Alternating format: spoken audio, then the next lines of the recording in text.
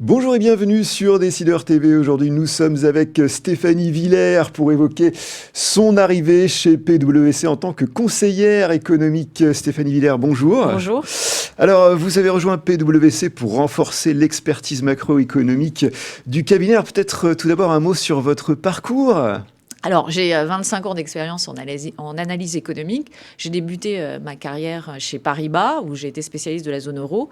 Ensuite, je suis partie en Asie, à Hong Kong, où j'ai travaillé pour le ministère des Finances français, où je devais analyser en fait les conséquences économiques de l'adhésion de la Chine à l'OMC. Je vous rappelle que ça a un peu changé la donne. On a parlé à partir de ce moment-là de la mondialisation. Et puis, quand je suis revenue en France, je me suis lancé un défi, c'était de décoder un peu la macroéconomie pour le plus grand nombre, parce que je m'étais aperçue qu'en Asie, à la fois les Asiatiques et les Anglo-Saxons avaient une vraie culture économique et que nous, en fait, c'est un peu notre faille.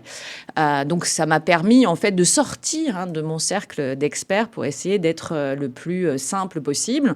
J'ai été amenée aussi à être chef économiste d'un groupe de protection sociale qui s'appelle Malakoff Humanis. Et depuis le 1er septembre, je suis arrivée chez PwC. Alors, un parcours très riche. Donc, votre rôle chez PwC consiste notamment à décrypter les grands enjeux économiques et financiers pour les entreprises clientes. Pouvez-vous nous en dire davantage ? Voilà, c'est du décryptage macroéconomique, en fait, pour apporter de la visibilité aux entreprises face à leurs nouveaux enjeux et aux défis auxquels ils sont confrontés.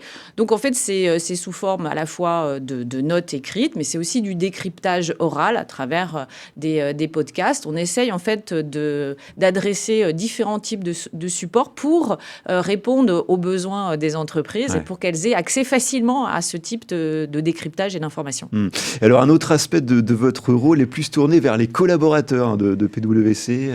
Oui, parce qu'en fait, on s'est aperçu que le mélange en fait d'expertise macroéconomique et de microéconomie, parce qu'il faut voir qu'il y a des expériences très pointues au sein de PwC. Ils sont en prise directe avec la problématique des entreprises françaises, et c'était véritablement très intéressant en fait de confronter en fait la micro et la macro pour essayer de brosser la situation macroéconomique globale en apportant une vision à la fois concrète, réelle, opérationnelle, mais aussi globale. C'est sûr, en tant qu'économiste, travailler avec des experts de l'audit, du conseil qui sont en contact concret, quotidien avec des entrepreneurs, ça doit être très intéressant. Alors oui, c'est une vraie opportunité pour un économiste ou une économiste. Je rappelle qu'en France, c'est assez inédit de mélanger ces deux compétences. Pour moi, effectivement, essayer de récupérer en fait le pouls des entreprises à travers les expertises de PwC, ça vient enrichir en fait mon analyse, et je pense que c'est un réel plus, une vraie valeur ajoutée pour l'analyse économique.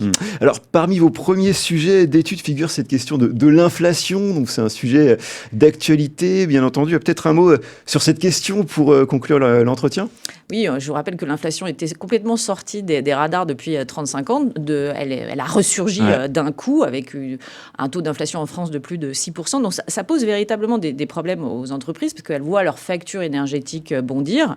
Et puis, en face, c'est avec des salariés qui aussi subissent une compression de leur pouvoir d'achat et qui réclament en fait des renégociations, des revalorisations salariales.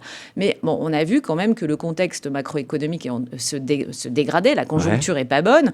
Donc en fait, il y a cette problématique. Les entreprises sont vraiment confrontées à un dilemme. D'un côté, supporter ces hausses de coûts de l'énergie, et aussi, est-ce qu'elles peuvent en fait faire face à ces demandes de revalorisation salariale dans un contexte un peu heurté. Donc il y a des options en fait. Il faut peut-être plus aller se concentrer sur le salaire de base, mais sur la rémunération globale, avec l'augmentation des primes, l'intéressement. Il y a quand même des options qui permettent aux entreprises de répondre aux nouveaux besoins de leurs salariés.